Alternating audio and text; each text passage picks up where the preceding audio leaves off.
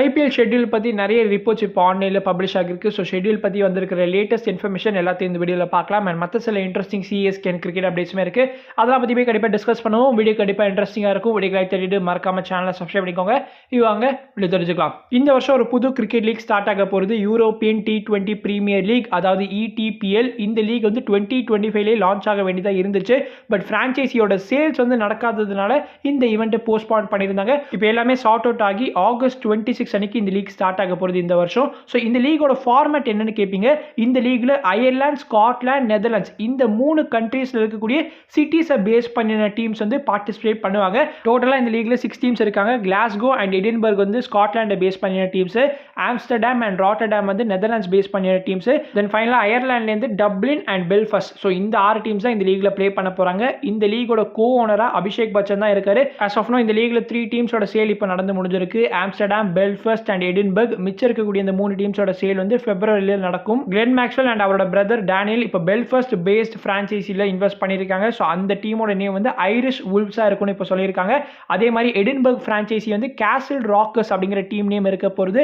அதே மாதிரி ஆம்ஸ்டர்டாம் வந்து ஆம்ஸ்டர்டாம் ஃபிளேம்ஸ்னு இருக்க போகுது. அண்ட் அந்த ஆம்ஸ்டர்டாம் பேஸ் பண்ணின டீமோட ஒன் ஆஃப் தி இன்வெஸ்டர்ஸா ஸ்டீவ் வா இருக்காரு, former Australian captain. By the end of February மிச்சம் இருக்கக்கூடிய இந்த 3 டீம்ஸோட சேலும் நடந்துடும். Dublin, Glasgow and Rotterdam. So இந்த 3 டீம்ஸ்ல அட்லீஸ்ட் 2 டீம்ஸ் வந்து இந்தியன் பேக்கர்ஸ் இருக்க போறாங்க. இந்த இன்ஃபர்மேஷன் எல்லாத்தையும் நான் பிபிசி ஸ்போர்ட்ல இருந்து தான் எடுத்திருந்தேன். ரொம்ப ட்ரஸ்டபிளான வெப்சைட். ஸோ அவங்க இன்னொரு முக்கியமான விஷயத்தையுமே சொல்லியிருக்காங்க. இந்த 3 ரிமைனிங் பிரான்ச்சைசிஸ்ல அட்லீஸ்ட் 1 ஐபிஎல் பிரான்ச்சைசி வந்து இருக்க போறாங்கன்னு சொல்லியிருக்காங்க. எல்லா குளோபல் லீக்ஸ்லயும் இன்வெஸ்ட் பண்ணியிருக்கிற ஒரே பிரான்ச்சைசி ஐ திங்க் எம்ஐ தான் நினைக்கிறேன். ஸோ எம்ஐ தான் மோஸ்ட் ப்ராபப்லி இங்க டீம் வாங்குறதுக்கான வாய்ப்புகள் இருக்கு. ஜிஎம்ஆர் குரூப் ஆல்சோ கொஞ்சம் சான்சஸ் இருக்கு. பிகாஸ் அவங்களுமே வந்து நிறைய லீக்ஸ்ல இன்வெஸ்ட் பண்ணிட்டு இருக்காங்க. சரி, ஓகே, எந்த ஐபிஎல் பிரான்ச்சைசி இந்த லீக்ல இன்வெஸ்ட் பண்ண போறாங்கன்னு மறக்காம கமெண்ட்ஸ்ல ஷேர் பண்ணுங்க. கேகேஆரோட coaching staff setup for IPL 26 இப்போ ரெடி ஆகிருச்சு. நேற்றுக்கு ஃபீல்டிங் கோச்சா திஷாந்த் யக்னிகா அனௌன்ஸ் பண்ணியிருந்தாங்க. இவர் former RR fielding coach.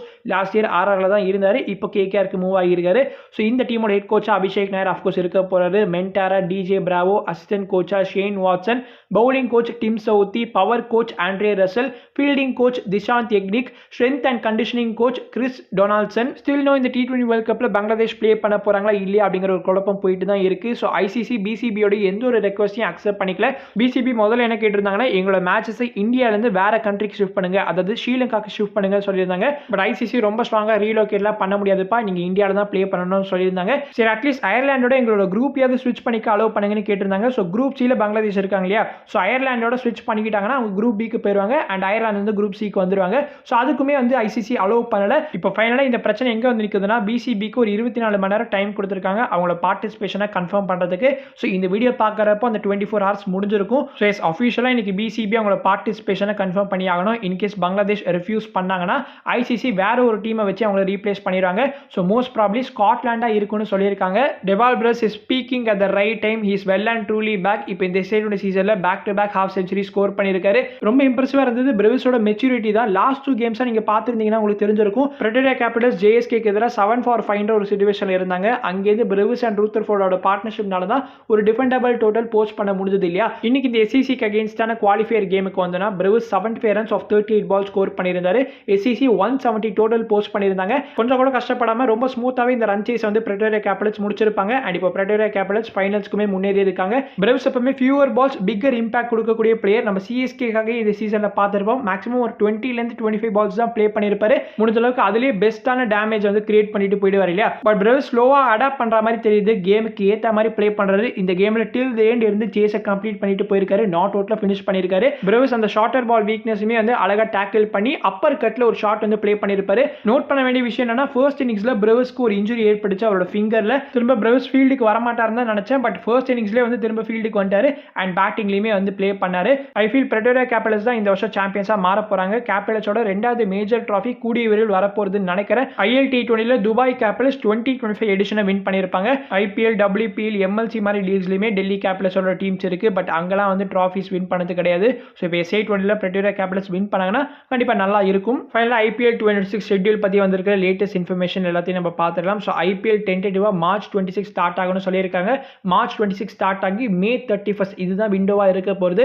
May 31 அன்னைக்கு தான் ஃபைனல்ஸ் நடக்கும். By January 27 RR and RCB அவங்களோட ஹோம் வென்யூ ஃபார் IPL 26 சீசனை கன்ஃபார்ம் பண்ணி ஆகணும். BCA கிட்ட பை 27 அவங்க இன்ஃபார்ம் பண்ணணும்னு இப்போ சொல்லியிருக்காங்க. KCA கான்ஃபிடென்ட்டா தான் சொல்லியிருக்காங்க. வெங்கடேஷ் பிரசாதுமே வந்து தயவு செஞ்சு ஆடுங்கப்பா, சின்ன சுவாமியில் ஆடுறது தான் வந்து ப்ரைடு அப்படி இப்படின்னு பேசிட்டு இருக்காரு. பட் ஸ்டில் ஆர்சிபிக்கு ஒரு சின்ன பயம் இருக்க தான் செய்யுது. அந்த ஸ்டாம்பீட் இன்சிடென்ட்க்கு அப்புறமா கர்நாடகா கவர்மெண்ட்டே ஐ திங்க் அலோவ் பண்ணிட்டாங்க, நீங்க வந்து மேட்சஸ் வந்து இங்க ப்ளே பண்ணலாம்னு. ஆனா ஆர்சிபி தான் இன்னும் உங்களை முடிவை சொல்லாம இருக்காங்க. On the other hand RR கண்டிப்பா ஜெய்ப்பூர்ல ப்ளே பண்ண போறது கிடையாது. மோஸ்ட்லி எம்சிஏ ஸ்டேடியம் இன் பூனேல தான் ஆர்ஆர் அவங்களோட ஹோம் மேட்சஸை இந்த ஐபிஎல் சீசன்ல ப்ளே பண்ணுவாங்க. இந்த ஐபிஎல் சீசனை ஹோஸ்ட் பண்றதுக்கு இப்போதைக்கு ஒரு 18 லைக்லி வென்யூஸ் வந்து சொல்லியிருக்காங்க.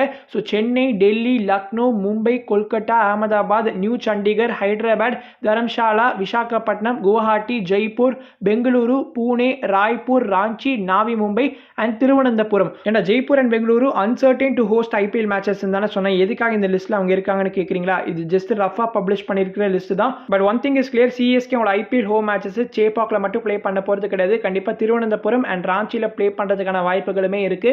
ஐபிஎல் சீசன் அப்போ தான் தமிழ்நாடு எலெக்ஷன்ஸ் இருக்கிறதுனால கண்டிப்பா சிஎஸ்கே ஹோம் மேட்சஸ் இங்க ப்ளே பண்ண முடியாது சேப்பாக்ல. ஸோ அந்த எலெக்ஷன் டைம் பீரியட் அப்போ மட்டும் திருவனந்தபுரம் ஆர் ராஞ்சியில வந்து மேட்ச் ப்ளே பண்ணுவாங்க. ராஞ்சி நம்ம தல தோனியோட ஹோம் கிரவுண்டா இருக்கிறதுனால கண்டிப்பா சூப்பரா இருக்கும். அங்கதான் தோனி வந்து நிறைய விகரஸ் ட்ரைனிங் எடுத்துட்டு வராருன்னு நம்ம கொஞ்சம் நாட்கள் முன்னாடி பேசியிருப்போம் இல்லையா? So let's wait and watch CSK home matches relocate பண்றாங்கன்னு. அதிகமான மேட்சஸா இருந்தா கண்டிப்பா வருத்தமா தான் இருக்கும். அட்லீஸ்ட் இங்க சேப்பாக்ல ஒரு 4 மேட்சாவது இருக்கிறதுக்கான வாய்ப்புகள் இருக்கு. அண்ட் இந்த வருஷம் மேட்சஸ் இன்க்ரீஸ் பண்றாங்கன்னு நினைக்கிறேன். ஐ திங்க் 84 மேட்சஸ் தான் இன்க்ரீஸ் பண்றாங்க போல.